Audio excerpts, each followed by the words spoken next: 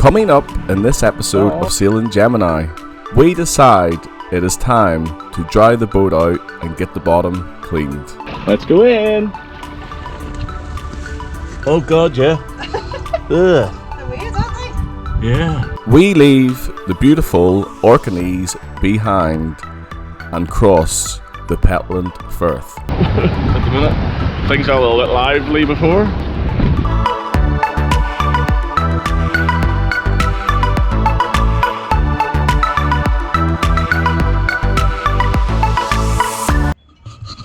So we just got the boat moved now from the pontoon over to the wall, to the slip, and it is bad. The growth on it's unreal, and the barnacles and everything, so we're gonna have our work cut out now to get it off. But it shows you how slow we were actually going all this time since Malik, so it'll be interesting. We'll have the tide today, tomorrow, so if we just get all the cleaning done today, then we can anti-foul tomorrow. But people in Stromness has been so helpful so far. They've been like helping us do things and giving us advice and even giving us materials. There's Helen up there, ready? Ready for rumble. Ready! There's so much barnacles down here, it's unreal. Yeah. Oh, it's bad, we'll have to get scraping like, but that's just the way it is, isn't it? Yeah. That's life Boat of being a sailor. Oh, still not ready yet. Oh. Yeah, you can see the growth. Should have got bigger boots. Got weighted. Oh, look at that. I mean, the barnacles are huge. Are they? Yeah. Can we eat them? No.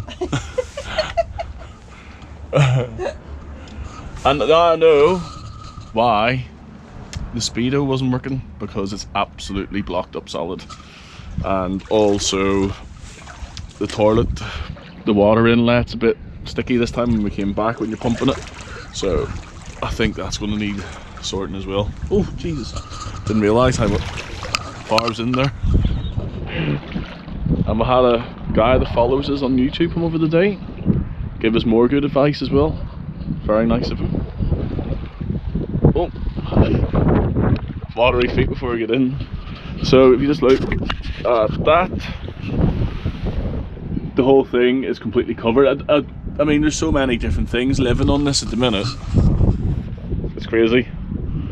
So much for the copper bottom. Well, it did do us 10 years.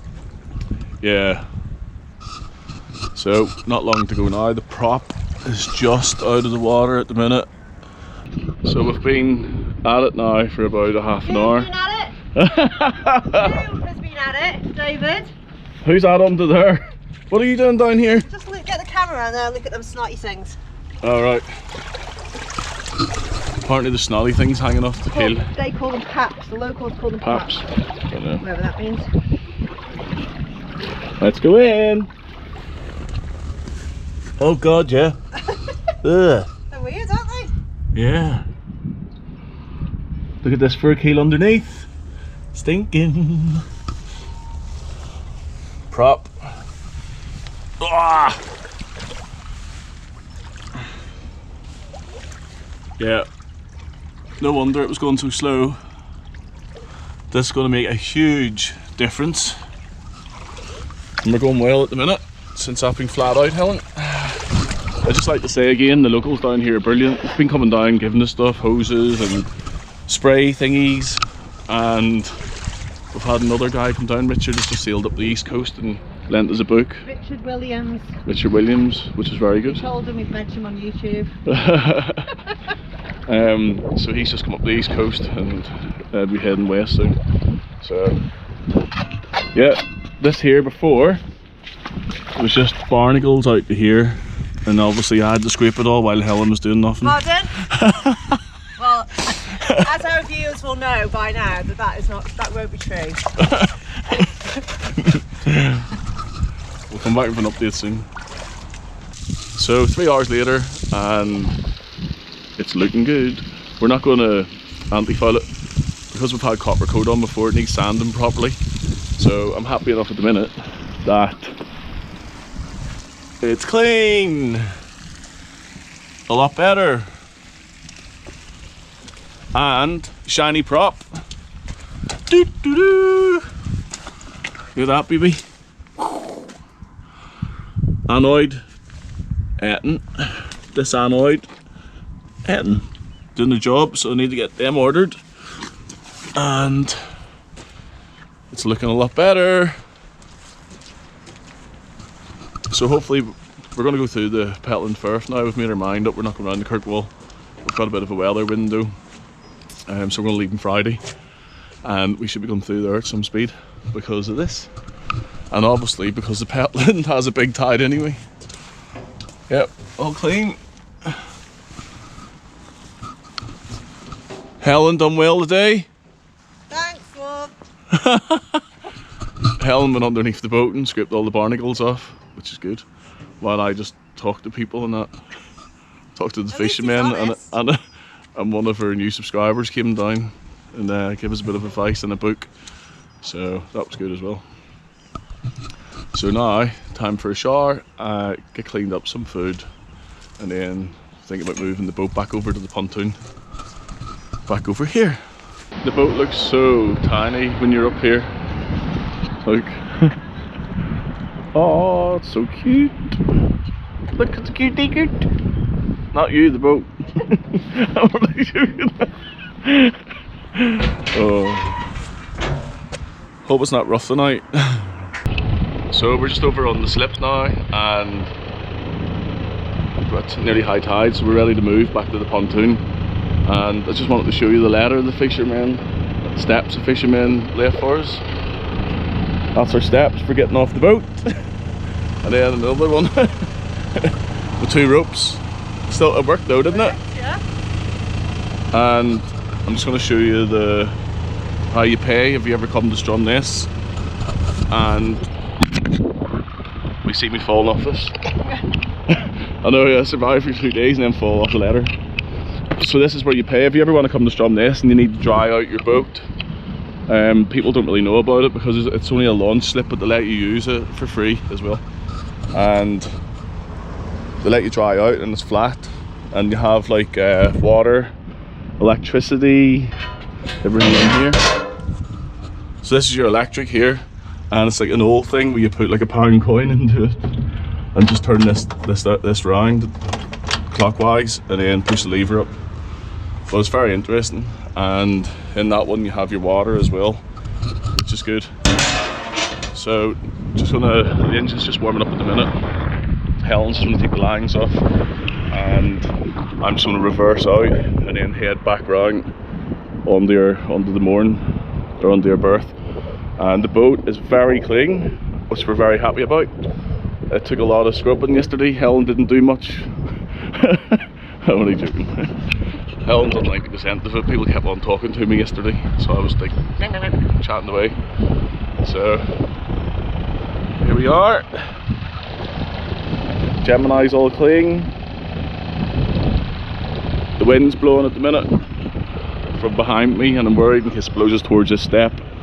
But I'm just going to put it straight in the reverse as soon as Helen lets the lines go, and just go straight out there and then come round by theory. There's David off to do there's David off sail the Pentland Firth on his own. Bye, love.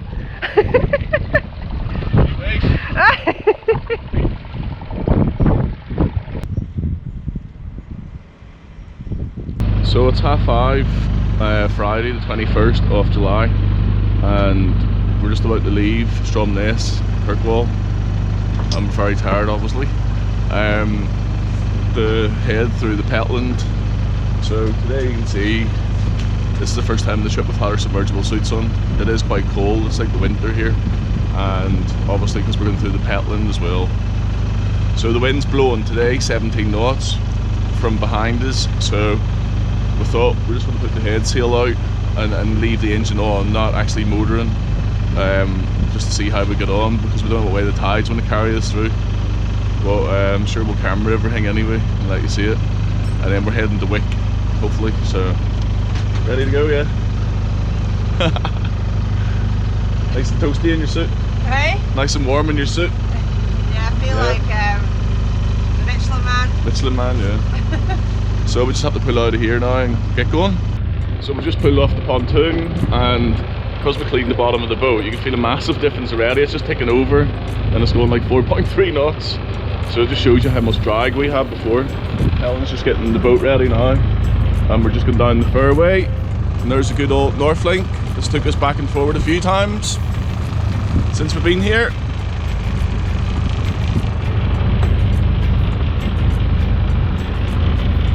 We'll try and get longer ropes, and we'll start putting them on from the top. Be easier when we're taking them off. So yeah, like I said, the wind's about 17 knots from behind us, so we're just going to put the head sail out, see how we get on first, and take it from there.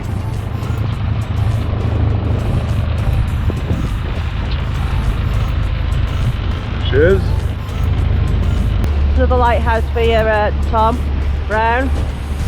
You know how much you love a lighthouse. So we're an hour and a half into the journey, and everything seems to be going really well at the minute. Helen's been downstairs and made the sandwiches before it gets rough in the Pentland. At the minute we'll have the head sail out, and we've got about 10 knots of wind behind us. We're doing 5.8. It was up to 6 before, and we've also got a big ferry coming at us at the minute, and hopefully he changes direction because it looks like it's going to run us down at the minute. We're just in the gutter sound, which will lead to the Scalper Flow, I think, and then from the Scalper Flow we'll be heading across towards Stroma and Storners, whatever you call it. But we'll give you another update soon, because I better go. This ferry looks like it's not changing path at all at the minute. There she is, just changed direction, passing port to port. That's probably the smallest ferry I've seen up here yet, really. It's obviously just coming from one of the small islands at the minute. So we're at Cantic Head now, and this is where we've been told to be for slack water for about 8:15 in the morning. And that's Cantic Head in the distance. Just, you won't be able to see it at the minute. There's a lighthouse there on top. In the distance, this is Swana Island, and we're going to go this way. You can go this way, or you can go around it that way. And we've looked through the binoculars, and both look about the same. This is a slightly quicker route to Duncansby Head, so we're going to take this one. The wind has just died off, so it's down to 3.4 knots at the minute. We've got a ground speed of 5.2, and our wind has dropped off. We were kind of hoping to just cut the engine and get the head sail out, because it said 17-18 knots and just go through, but at the minute it just looks like we're going to have nothing. So we'll see what it's like when we get out there a bit, but hopefully we'll get out of slack water and everything's planned properly for the trip. What do you think about all of this? I think it's lovely. I don't know what everyone's going on about. Yeah, don't be saying that before we go through it. She's just jinxed us. Don't be opening your mouth to look at the other side.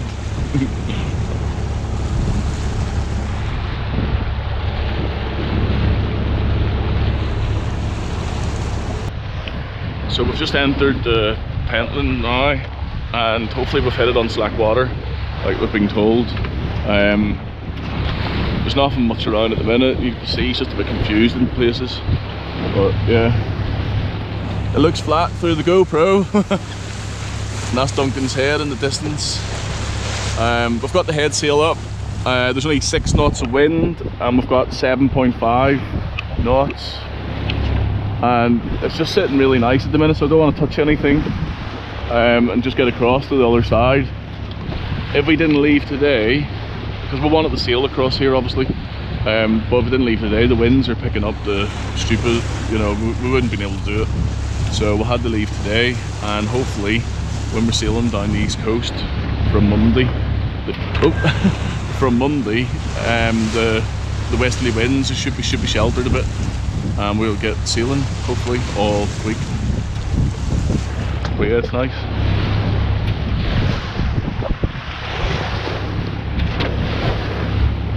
There's an island coming up on the left hand side, Swana, and it's in the middle of the Pentland. I'm just gonna see if we can do it. That's it coming up in the distance. Can't really see it at the moment, so I'll camera it again when we get a bit closer.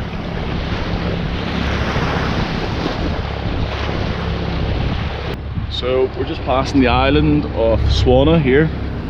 This is Swanna, and there's a big boat just going right in front of us. It probably doesn't look close in the GoPro, but it's very close. And that's the island of Stroma behind it, and he's just going to try and cross right in front of us at the minute. Unbelievable.